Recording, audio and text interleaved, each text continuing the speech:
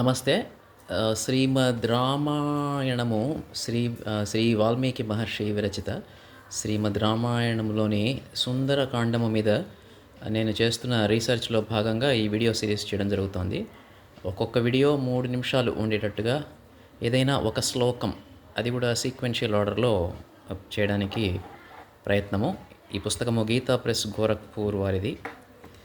ఇప్పుడు నేను సెలెక్ట్ చేసిన మొదటి శ్లోకము మొత్తం 68 సర్గలు, సుందరకాండము 68 సర్గలు లేదా చాప్టర్స్లో మొదటి సర్గ అంటే మొదటి చాప్టర్లో 37వ శ్లోకము. అది మార్గమాలోకయన్ దూరాత్ ఊర్ధ్వం ప్రణిహితేక్షణః రురోధ హృదయే ప్రాణాన్ ఆకాశమవలోకయన్. అంటే ఆ మారుతి చూపులను పైకి ప్రసరింపజేయుచు తాను వెళ్ళవలసిన మార్గమును దూరము నుండి పరిశీలించుచు ఆకాశమును నిశితముగా చూచుచు ఉచ్ఛ్వాసమును హృదయమునందు బిగబట్టెను. ఓకే, యాక్చువల్గా నేను ఈ సిరీస్లో మెయిన్గా కమ్యూనికేషన్ స్కిల్స్, లైఫ్ స్కిల్స్ మీద ఫోకస్ చేయడం జరుగుతుంది. సో ఇక్కడ మారుతి అంటే హనుమంతుడు. ఏ సందర్భంలో ఈ శ్లోకం వస్తుంది అంటే, సీతమ్మ వారిని కనిపెట్టడానికి వానర రాజైన సుగ్రీవుడు, అంటే అప్పటికి ఇంకా కాలేదు, తర్వాత అవుతాడు, మొత్తానికి వానర నాయకుడైన సుగ్రీవుడు, బై దట్ టైం ఆల్రెడీ అయిపోయాడు, వాలి చనిపోయాడు కదా, కాబట్టి వానర రాజైన సుగ్రీవుడు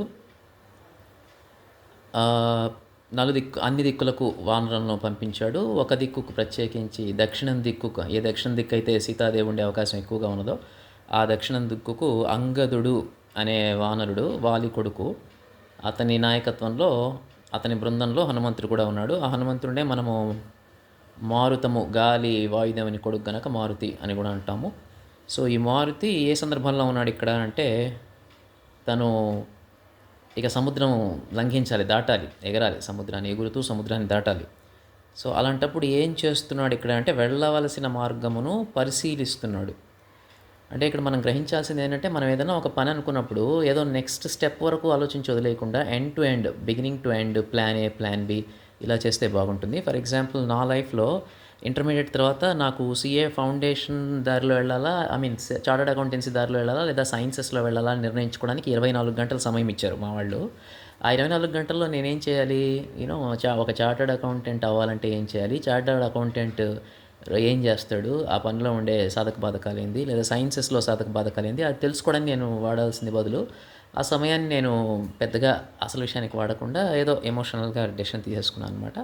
అలా కాకుండా మొత్తం ఒకసారి ఎండ్ టు ఎండ్ ఆలోచించుకోవాలనేది ఇక్కడ సారాంశం.